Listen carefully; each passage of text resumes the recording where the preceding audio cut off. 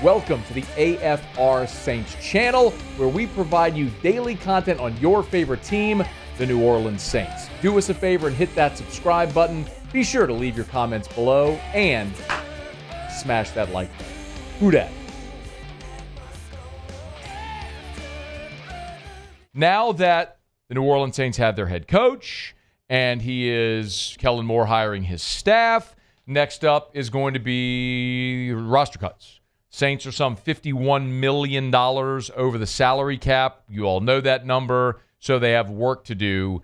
And what's interesting is, to me anyway, whenever you start to look at all the NFL insiders, right, all these people who cover the NFL nationally for the big networks that are well-connected, when all of them start saying the same things, it's when you know that's rooted in some reality. Dan Graziano over at ESPN looked at the cap situation for all 32 NFL teams. With the Saints, he writes, feels like the Saints are here every year having to slash and slash just to get under the cap. Projected $50 million over the cap or so. Talks about the restructures. He notes Derek Carr and how they could save $30 million if he's a post-June 1st cut. Then also says, watch Cameron Jordan, beloved Saints, but turns 36 in July. 1 year left on his contract, carrying a cap number of roughly $20 million. You could extend him to save some money, but that probably doesn't make sense. So could you designate him as a post-June 1st cut and save $11 million? That's what they could do there with Cameron Jordan. Then over at NFL.com, this is at NFL.com. Again, the National Football League's website, NFL.com. They post this long list of guys who could be potential cap cuts. Guys like Deebo Samuel from the 49ers. Marshawn Lattimore with Washington.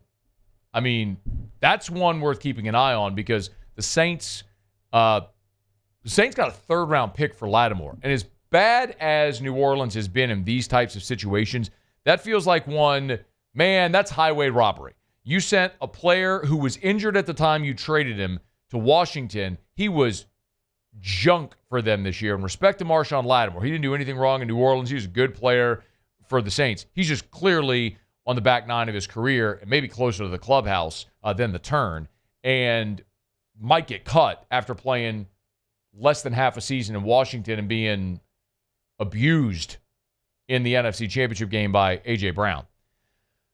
But they also mentioned Cameron Jordan. So that's another one. So Graziano mentioned Cameron Jordan, the NFL.com website there, looking at players that could be cut, have Cam Jordan on the list.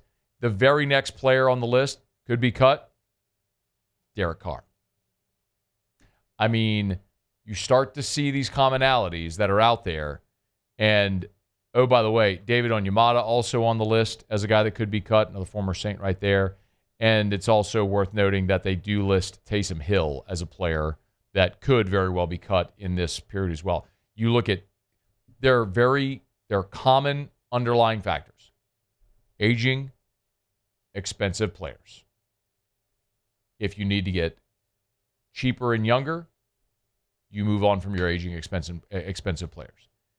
We had James Hurst on with us in hour number one. Again, a former Saint who came to New Orleans in 2020, which was Drew Brees' last season, when they were still very actively trying to win now with Drew Brees. And I asked him if internally they were aware of the cap situation, how bad it was, if the players internally were aware of all this. You know, not much. A lot of the times in the locker room, the cap situation was very personal to each player because the truth of the matter is we're all competing over the same dollars in that salary cap. So, however, I do know that everyone was aware of it. Everyone was aware that it was keeping us from going out and signing, a big splash free agent signing. They knew that. And for a while there, that was okay because we felt like we had everyone in the building at those big time important positions to get the job done. But also, I think you've seen that shift a little bit. I think maybe the last 2 years, maybe 3 years, you've seen us missing players at those hallmark positions that are real game changers. And it's been 4 years since you made the playoffs. And Hurst also, and I would highly recommend you go check out this entire interview. He was fantastic today. But, I mean, he said in no uncertain terms, and I love when you can get guys who are recently finished playing, who still have an intimate awareness of the current roster, the coaching staff, the front office, not just the team they play for, but the rest of the league as well, because they're so closely removed from it. And then they'll give you candor. And that's what Hurst did today when I asked him about, is it time to hit the full reset button? I think it's time. With the lack of success in a weak division in the past 3 seasons, with a quarterback who's on a really limiting contract for the team, we've tried the restructuring, right? We've done it, but I think it's time. You've got a new head coach who would love to establish himself and make a name for himself as a successful head coach. As an offensive guy, I'm sure he wants a new quarterback. You know, the quarterback is the hinge position right now for the Saints. There's a lot going on. They have great draft capital this year, and I think we need to utilize that and understand that this is not an easy situation for any head coach. Prime Bill Belichick could walk into the building and not necessarily have a ton of success just because of the current situation of the team and the cap structure. I mean, you got a guy right there, and James Hurst telling you point blank, it's time. Like, you got a young coach, commit to him, hit the reset button, and move on. It's tough to do for your veteran players when you have a limited window to win. And you know you've got only so many, not just in the Saints era, I mean, because your career is only so long.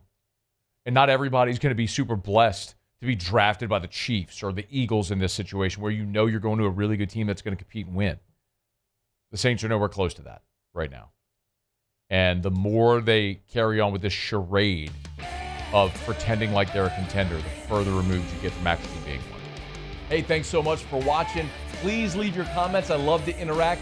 And be sure to hit the red subscribe button below.